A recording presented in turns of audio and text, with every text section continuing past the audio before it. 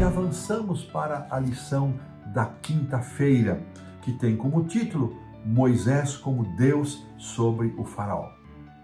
Irmãos, a essa altura do nosso estudo, uma palavrinha antes de entrarmos aqui na lição da quinta-feira, há uma sessão intermediária no capítulo 6, que o autor não utilizou aqui, que vai dos versos 14 até o verso 27.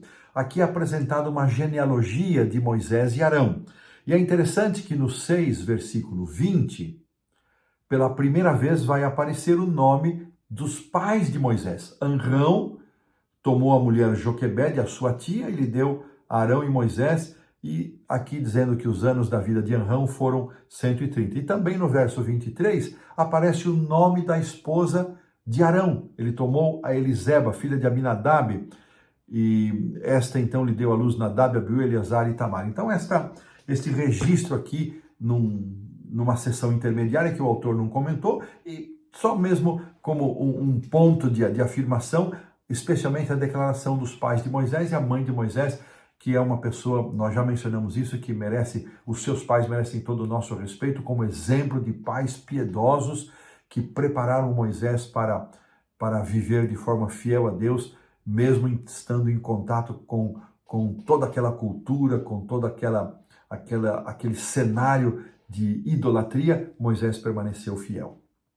Então agora, vindo para os versos 28 a 30 do capítulo 6 e os versos iniciais do capítulo 7, os versos 1 a 7, então nós vamos recuperar aqui relembrar um momento muito interessante, e o autor ele inicia dizendo que Deus então se apresenta a Moisés como Yahweh, o que significa ele é eu sou o seu Deus pessoal, o Deus próximo do meu povo, o Deus que faz aliança. Este é o Yahweh, esse Deus imanente que está presente conosco, é também o Deus transcendente que está acima e fora de nós.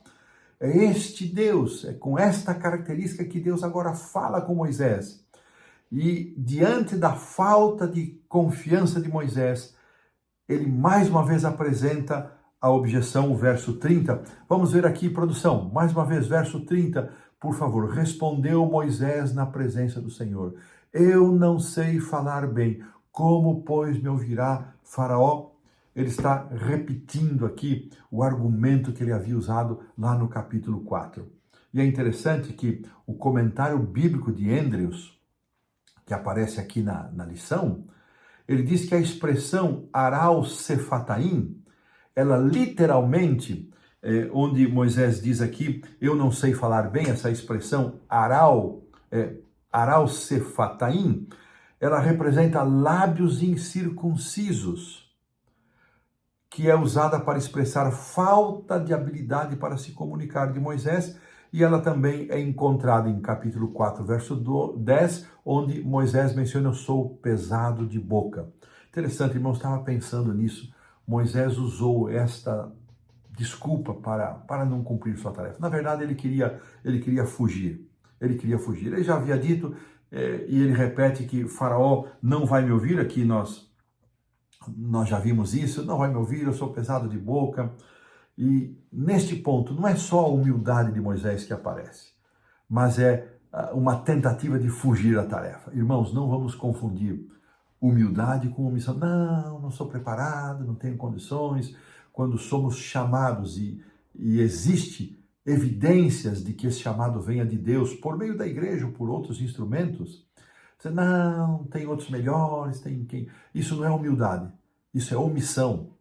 E Deus, ele repreendeu a Moisés por causa disso. Irmãos, uma outra coisa, há muitas pessoas que são pesados de língua, pesados de boca, ou seja, usam as palavras muitas vezes para dizer a verdade, e a verdade é uma bênção, a franqueza é uma bênção, e algumas pessoas até dizem: olha, me perdoe por minha franqueza. Irmãos, não devemos nunca pedir perdão por sermos francos. Agora, franqueza, verdade, não nos dá o direito de maltratar as pessoas com a dureza da nossa língua. Peçamos a Deus habilidade, tato, doçura para falar com as pessoas. Eu sei que para pessoas que tiveram uma criação mais forte, mais violenta, isso se torna um desafio, mas o Espírito Santo pode fazer essa transformação. É você uma pessoa pesada de língua, você com suas palavras mesmo dizendo a verdade, você costuma ferir as pessoas?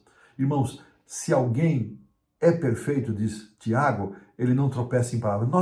Nenhum de nós está nesse patamar, mas Deus pode nos ajudar a melhorar e a progredir. E aqui acontece então uma coisa, na sua misericórdia, Deus providenciou Arão.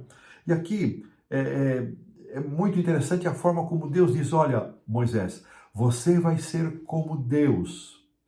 E Arão como um profeta que vai transmitir a mensagem que eu lhe entregar, você transmite para Arão e Arão para o faraó. E aqui o autor faz um comentário dizendo que esse relato ele apresenta uma excelente definição, uma ilustração muito boa, muito interessante de como deve operar um profeta, um porta-voz de Deus que transmite e interpreta, que recebe e transmite a palavra de Deus ao seu povo. Assim, Moisés, como Moisés falou a Arão, e este anunciou a Faraó, Deus se comunicou conosco por meio dos profetas, os profetas canônicos que atuaram para a composição da Bíblia e por meio da manifestação moderna do dom profético que se manifestou na vida, obra e ministério de Ellen White. Que bênção para nós!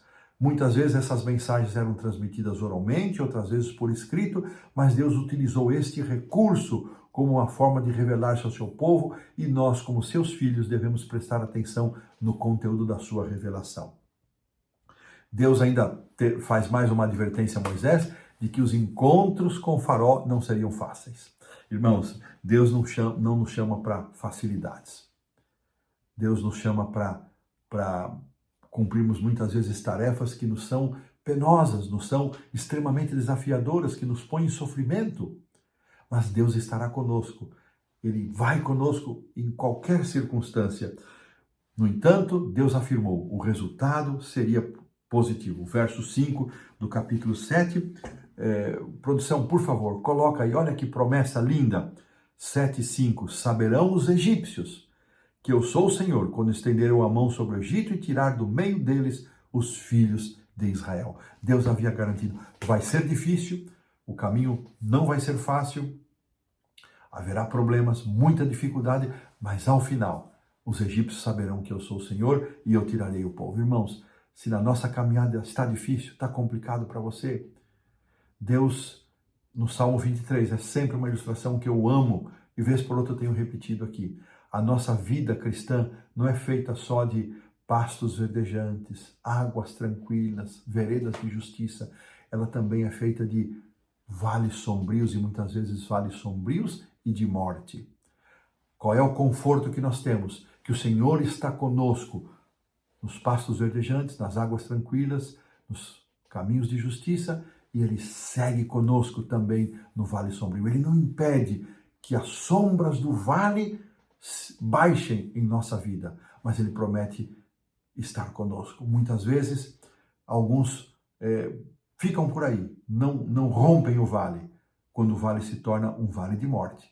Mas o primeiro verso depois é a mesa estendida. E eu gosto de dizer que sempre depois de um vale sombrio existe uma mesa posta, existe uma mesa preparada. Pode ser que nós venhamos a usufruir dessa mesa aqui em vida e pode ser que vamos usufruir dessa mesa apenas na eternidade, mas que há uma mesa posta e que o Senhor está conosco também, e Davi termina desejando estar para sempre na presença do Senhor. Que esse seja o nosso desejo, estar eternamente na presença de Deus, seja lá nos vales verdes, nos pastos verdejantes, nas águas tranquilas, ou quando entramos no vale escuro e sombrio. Se você está no seu momento de pastos verdejantes, louve a Deus, agradeça a Deus. Mas se você está nos momentos de vale escuro e sombrio, apegue-se a Deus, agradeça a Deus por Ele estar com você e que Deus nos conforte com a certeza da sua presença e das suas promessas em nossa vida. E com esta esperança, pomos um ponto final na lição da quinta-feira.